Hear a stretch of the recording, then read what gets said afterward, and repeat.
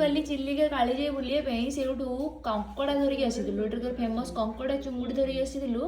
ଏଇଟା ହେଉଛି ସେଇ କଙ୍କଡ଼ା, ଏଇଟା ହେଉଛି 1.5 କିଲୋର ଗୋଟେ କଙ୍କଡ଼ା। ଗୋଟେ କଙ୍କଡ଼ା 1.5 କିଲୋ। କେତେ ବଡ଼ କଙ୍କଡ଼ା ଦେଖ, ଗୋଡ଼ କେତେ ବଡ଼ଟା, ପୁରା ନୀଳ କଙ୍କଡ଼ା।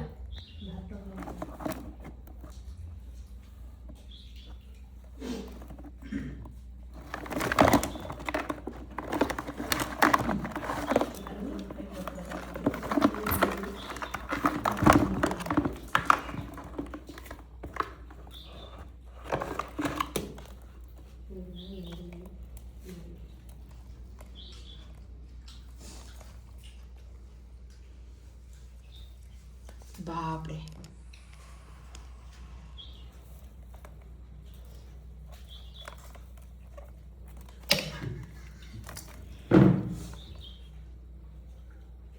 ଆଉ 3ଟା କଙ୍କଡ଼ା ଏଇଠି ଅଛି। ଇଏ ଗୋଟେ କଙ୍କଡ଼ା, ଇଏ ଗୋଟେ କଙ୍କଡ଼ା, ଇଏ ଗୋଟେ କଙ୍କଡ଼ା।